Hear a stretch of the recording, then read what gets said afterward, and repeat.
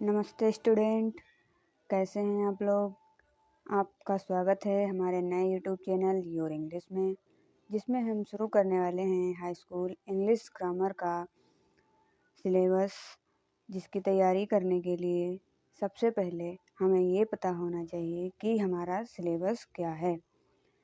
हमारा English grammar UP board का syllabus 3 section में बटा हुआ है, जिसमें से सेक्शन ई में आता है रीडिंग। रीडिंग जो है वो आपका 10 मार्क्स का है। सेक्शन बी में आता है राइटिंग, जो आपका 10 मार्क्स का है। और लास्ट में सेक्शन सी जो है ग्रामर। तीनों सेक्शन मिलाकर आपके 35 नंबर का होता है। ये आपके इंग्लिश में बहुत इम्पॉर्टेंट रोल अदा करता है। इंग्लिश में 70 में से 70 नंबर लाने के लिए आपको सबसे पहले अपने ग्रामर पर पकड़ बनानी बहुत ज़रूरी है, क्योंकि ग्रामर ही ऐसा पोर्शन है जिसमें हम पूरे के पूरे नंबर ला सकते हैं। उसके अलावा हम आपको बताते हैं कि इंग्लिश के सेक्शन सी के ग्रामर में कौन कौन से चैप्टर हैं। सेक्शन सी ग्रामर के अंतर्गत 8 चैप्टर हैं, जिसमें से पहला है आपका पार्ट्स ऑफ स्पीच, दूसरा क्या है टेंसेस, तीसरा क्या है नरेशन, चौथा क्या है आर्टिकल, पांचवा क्या है वॉइस, छठा क्या है रीऑर्डरिंग ऑफ सेंटेंसेस, सातवां क्या है पंक्चुएशन। ये सभी मिलाकर 10 मार्क्स के आते हैं।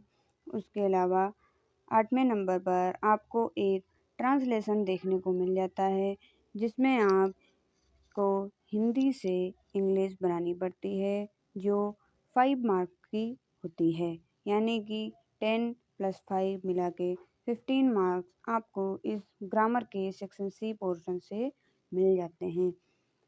चलिए अब हम इसके डिटेल्ड सिलेबस को देखते हैं।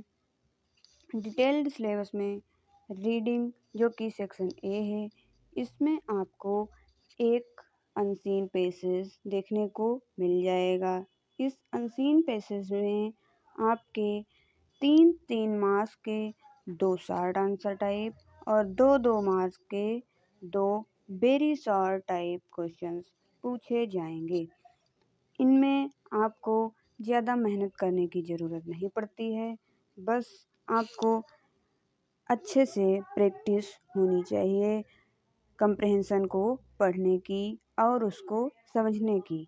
अगर आप इंग्लिश रीडर को अच्छे से पढ़ लिए हैं तो इसके लिए आपको अलग से अनसीन पैसेज करने की ज़रूरत नहीं पड़ती है। दूसरा सेक्शन बी जो कि राइटिंग है, इसमें राइटिंग के सेक्शन में 3 तरह की राइटिंग्स आती हैं।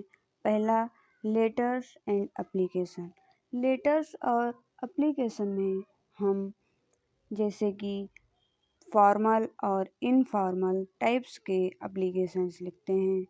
फॉर्मल एप्लीकेशन वो होता है जो हम अपने प्रधानाध्यापक को, किसी सरकारी ऑफिसर को लिखते हैं, तथा इनफॉर्मल लेटर्स वो होते हैं जो हम अपने किसी दोस्त को, अपने पिता को आदि लोगों को लिखते हैं।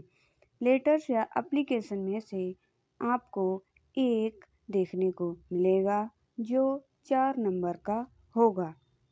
राइटिंग के दूसरे सेक्शन में आपको देखने को मिल जाती है डिस्क्रिप्टिव पैराग्राफ राइटिंग, जिसको हम एस्से राइटिंग भी कहते हैं। डिस्क्रिप्टिव पैराग्राफ या एस्से राइटिंग में आपको एक एस्से देखने को मिल जाता है, जो कि लगभग आपका 250 से 300 शब्दों में होता है। इसमें आपको अच्छे से अपने शब्दों को बयां करने की ज़रूरत होती है। आप अपने विचारों को कितने अच्छे से लिख सकते हैं, इसकी ज़रूरत होती है। तीसरे पे आता है रिपोर्ट या आर्टिकल राइटिंग। रिपोर्ट या आर्टिकल राइटिंग में हम किसी आँखों देखी हुई स्थिति को अपने शब्दों में लिखते हैं। दूसरे और तीसरे यानी कि एस्से अथवा आर्टिकल में से आपको कोई एक देखने को मिल जाएगा जो 6 नंबर का होगा, यानी कि सेक्शन बी से 6 और 4 मिलाकर 10 मार्क्स के हो जाएंगे। उसके बाद आता है हमारा ग्रामर का सिलेबस, जो कि आपका मोस्ट इम्पॉर्टेंट सिलेबस है। इसमें आपको पहले नंबर में पार्ट्स ऑफ स्पीच देखने को मिल जाता है। पार्ट्स ऑफ स्पीच में हमारे 8 टाइप्स होते हैं, जो कि आप लोग बचपन से पढ़ते आ रहे हैं, लेकिन थोड़ी सी भिन्नता ला करके आपसे प्रश्न पूछा जाता है। पार्ट्स ऑफ स्पीच में हमें noun, pronoun, verb, adjective, adverb, preposition, conjunction, interjection आदि हम एक एक करके पार्ट्स ऑफ स्पीच के सारे भागों को डिटेल्ड में पढ़ेंगे। ये सेक्शन उन स्टूडेंट के लिए सबसे ज़्यादा लाभदायक है जो पैसे देकर कोचिंग नहीं कर पाते हैं और इंग्लिश में कमज़ोर होने की वजह से इंग्लिश ग्रामर में अच्छे नंबर नहीं ला पाते हैं। इसलिए हमने यह प्रयास किया है कि आपको सीधे और सरल तरीके से इंग्लिश ग्रामर समझाई जाए, ताकि आप अच्छे से अच्छे नंबर प्राप्त कर सकें। दूसरा हमारा पार्ट आता है टेंसेस का। टेंसेस में हमने पढ़ा है कि टोटल 3 टाइप्स के टेंस होते हैं, जिनमें प्रेजेंट, प्रेजेंट, पास्ट और फ्यूचर होते हैं। इन सब टेंसेस में 4 टेंस और मिले होते हैं, जिन्हें हम कहते हैं present indefinite tense, present continuous tense, present perfect tense और प्रेजेंट परफेक्ट कंटिन्यूअस टेंस। इसी तरह पास्ट में भी past perfect indefinite tense, past continuous tense, past perfect tense और पास्ट परफेक्ट कंटिन्यूअस टेंस। और इसी तरीके से फ्यूचर में भी future indefinite tense, future continuous tense, future perfect tense और फ्यूचर परफेक्ट कंटिन्यूअस टेंस होते हैं। उसके बाद में हमारा तीसरा पार्ट आ जाता है नरेशन का। नरेशन क्या होता है? नरेशन जो है, जब हम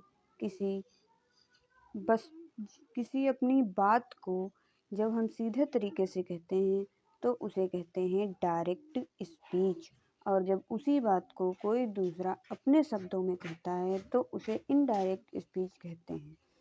इनमें स्टूडेंट को बहुत ज़्यादा दिक्कतें आती हैं, लेकिन हमने उसे सरल ढंग से सिखाने का प्रयत्न किया है। इसलिए आप हमारे चैनल पे बने रहिए और एक एक करके सीरियल से सारी टॉपिक को क्लियर करते जाइए। चलिए, नरेशन में क्या है, डायरेक्ट और इनडायरेक्ट स्पीच। उसके बाद में हमारा आता है आर्टिकल। आर्टिकल में हम पढ़ते हैं ए, एन और द का प्रयोग। ए और एन जो होता है वो अनिश्चित आर्टिकल होता है, जबकि द निश्चित आर्टिकल होता है। ऐसे इन सब चीज़ों को आप समझ नहीं पाएंगे, लेकिन जब इन्हीं चीज़ों को डिटेल में पढ़ाया जाएगा तब आपको सारी चीज़ें अच्छे से समझ में आएंगी। उसके बाद में है वॉइस। वॉइस यानी कि आवाज़। इसमें क्या है, इसमें एक्टिव और पैसिव वॉइस आती है, यानी कि एक्टिव मतलब सक्रिय आवाज़ और पैसिव मतलब निष्क्रिय आवाज़। उसके बाद में आता है reordering of sentence. Reordering of sentence में एक सेंटेंस को सही ढंग से लिखने का तरीका हमें आना चाहिए। जिस प्रकार हम एक सेंटेंस में पहले सब्जेक्ट, फिर वर्ब, उसके बाद में अदर चीज़ों को लिखते हैं, ये तरीका हमें बिल्कुल अच्छे से पता होना चाहिए। इन इसमें लगभग कम से कम एक प्रश्न ज़रूर पूछा जाता है। उसके बाद में आते हैं हम पंक्चुएशन पे। पंक्चुएशन किसे कहते हैं? जो कि हम जानते हैं जब हम कोई सेंटेंस लिखते हैं तो उसमें पॉइंट्स और स्टॉप लगाने की जो सही जगह है उसे ही पंक्चुएशन कहते हैं। हमारे पास जैसे मोस्ट इम्पॉर्टेंट जो पंक्चुएशन है वो कौन से हैं जो आपको पढ़ने होते हैं आपके हाई स्कूल के सिलेबस में जो पंक्चुएशन दिए हैं। पहला क्या है आपका फुल स्टॉप। फुल स्टॉप जब हम किसी सेंटेंस को लिखते हैं तो अंत में फुल स्टॉप लगाकर उसे समाप्त करते हैं, उसे ही फुल स्टॉप कहते हैं। उसके बाद आता है कॉमा। दो या दो से अधिक चीज़ों को अलग करने के लिए हम कॉमा का प्रयोग करते हैं।